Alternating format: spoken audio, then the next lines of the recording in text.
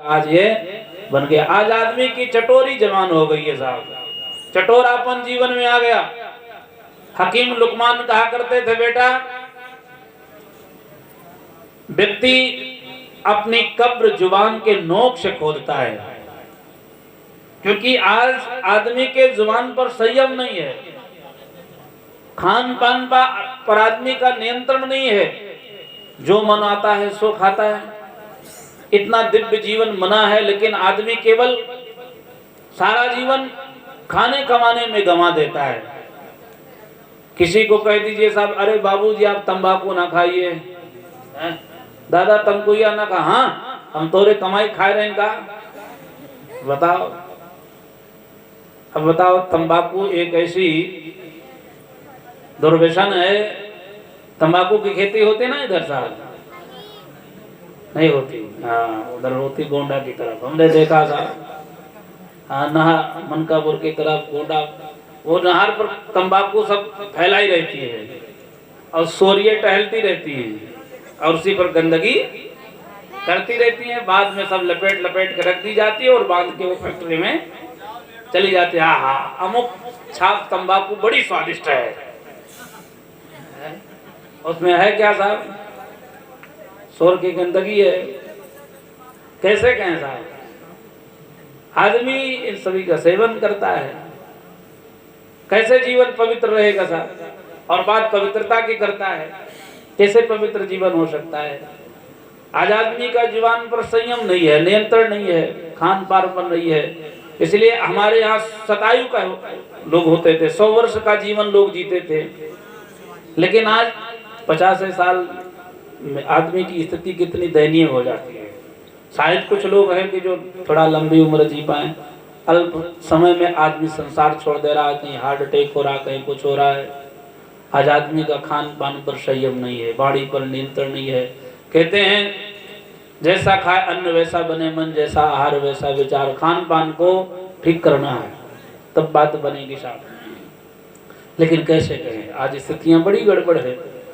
तो आज ये फास्ट फूड खा करके आदमी जीवन खराब कर रहा है। तो मेले में आकर्षण के केंद्र बने हैं साहब ये सब। जहर ही आदमी खा रहा है, न जाने क्या क्या लोग खिला दे रहे हैं, उसकी कोई गारंटी नहीं है। इसलिए हम तो निवेदन करते हैं कि अन्न में को उसकी साधना करें, खान पान को ठीक करें, स्वस्थ रहें। ये बीमारी का बड़ा कारण है। बीड़ी सिगरेट गांजा भांग, इतना अच्छा जीवन भगवान ने दिया है साहब का, केवल इसके लिए दिया है नहीं, कि जीवन को भगवान को पाने के लिए, मोक्ष को प्राप्त करने के लिए मिला है। इसलिए हम इस पर चिंतन करें, विचार करें। अब क्या है, हम और उस पर ज्यादा नहीं जाएंगे। तो निवेदन क्या करना चाह रहे थे साहब? पहले मेले के आकर्षण के केंद्र कथा व सत्संग हुआ करते थे, हर जगह का सत्संग चला करता था। अगर नहीं होता तो लोग साहब कहते मेला मेला नहीं है। तो हरिद्वार के पुण्य क्षेत्र में महाकुंभ चल रहा था। कथा का आज 4th दिवस था।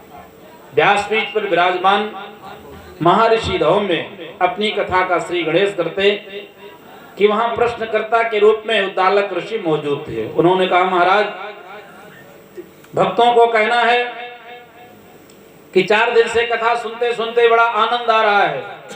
जैसे आपने कहा घर में झाड़ू रोज लगना चाहिए, वैसे सत्संग भी रोज होना चाहिए। तो हम सब भी अपने गांव में, अपने क्षेत्र में, अपने गली में, अपने मोहल्ले में कथा सत्संग की व्यवस्था बनाएंगे। भजन बिना भोजन नहीं, स्वाध्याय बिना शयन नहीं। कुछ अच्छा सुन करके तब हम रात में शयन करेंगे। अच्छी चीजें सुन करके शयन करेंगे तो रात अच्छी बीतेगी, नींद अच्छी आएगी, सपने ऊट पटांग नहीं आएंगे। ऊट पटांग आदमी सोचता है तो रात्रि को ऊट पटांग सपने आते हैं। टीवी देख करके गलत सलत आप सोइए, फिर आपको रात में वैसे सपने आते हैं। इसलिए हम अच्छा सोच करके, अच्छा सुन करके जब सोएंगे तो हमारे सपने अच्छे होंगे, और सपने अच्छे देखने चाहिए। जब अच्छा सपना देखेंगे तो फिर अच्छे बनेंगे हम। इसलिए अच्छा चिंतन रखेंगे तो हमारी सोच अच्छी होगी, फिर सपने भी हमारे अच्छे होंगे। और अच्छे सपने साकार होते हैं जब उनके लिए हम प्रयास करते हैं तब। इसलिए हम भजन बिना भोजन नहीं, स्वाध्याय बिना शयन नहीं। तो भक्तों ने कहा, महाराज हम कथा सत्संग की व्यवस्था बनाएंगे। आपने कहा अपने मन के वो कुविचारों से बचाए रखने के लिए गायत्री महामंत्र का जाप करना चाहिए। तो हम सब भी गायत्री महामंत्र का जाप कहिए कि नहीं करेंगे? हाँ तो जोर से बोली ना साहब, जो करना वही बोल दिया करिए, ठीक है ना। पर महाराज एक बात ये नहीं समझ में आई कि गायत्री माता का आशीर्वाद प्राप्त करने के लिए, गायत्री महामंत्र का जाप करने के लिए हम घर बार को छोड़ करके हिमालय की कंदराओं में जाकर के बस जाएं, कि गंगा के किनारे झोपड़ी बना करके रहने, कि सरयू के किनारे चले जाएं, कि घर बार छोड़ करके साधु फकीर बन जाएं, कि हम गृहस्थ में रहते हुए आदि शक्ति की उपासना कर सकते हैं, गायत्री माता की फोटो की स्थापना अपने परिवार के कल्याण के लिए कर सकते हैं। गृहस्थ में रहते हुए कैसे हम अपने जीवन को सुखमय बनाएं, जरा इन बिंदुओं पर प्रकाश डालें।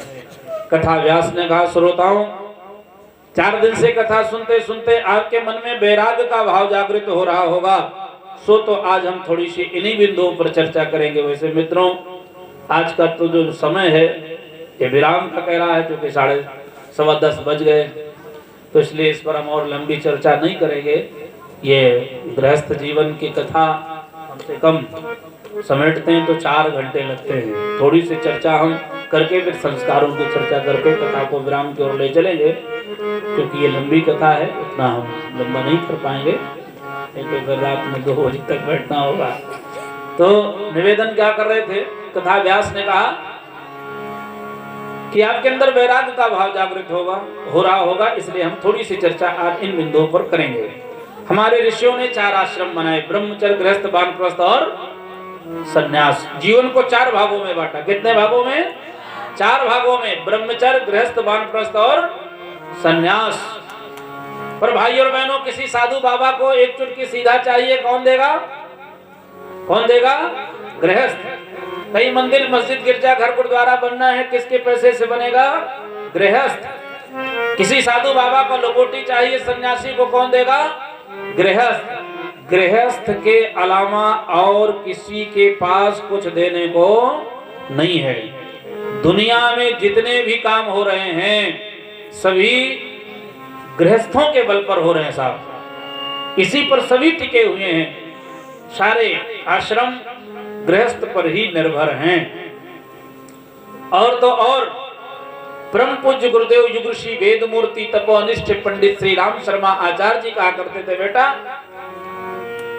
हजारों हजार ऋषि मनीषी दुनिया में जब तक ध्यान करते उनकी बात नहीं करते, पर उन्हीं ऋषियों का आश्रम बढ़िया चला जो गृहस्थ रहे। ऋषि वशिष्ठ के साथ माता अरुंधति जी रहा करती थी, भरद्वाज ऋषि के साथ माता पैठनसी जी रहा करती थी, जमदग्नि ऋषि के साथ माता ऋणकी जी रहा करती थी, गौतम ऋषि के साथ माता अहिल्या जी रहा करती थी, अत्रि ऋषि के साथ माता अनसुईया रहा करती थी, कश्यप ऋषि के साथ माता अदिति जी रहा करती थी, परम पूज्य गुरुदेव के साथ परम वंदनीय माता जी रहा करती थी माँ भगवती देवी शर्मा, रामकृष्ण परमहंस के साथ माता शारदा मणि रहा करती थी। मित्रों उन्हीं ऋषियों का आश्रम बढ़िया चला जो सदगृहस्थ रहे। और तो और जब कभी भगवान को भी इस धरती पर आना हुआ, उस पर ब्रह्म की चेतना को नर लीला करने के लिए इस धरती पर आना हुआ, तो उनको भी किसी न किसी गृहस्थ की आवश्यकता पड़ी। किसी न किसी गृहस्थ में ही आए। माँ ने कोख में धारण किया, पाल पोस करके बड़ा किया, तब भगवान बन पाए। तो भाई और बहनों, चारों आश्रमों में सर्वश्रेष्ठ आश्रम है तो गृहस्थ आश्रम है।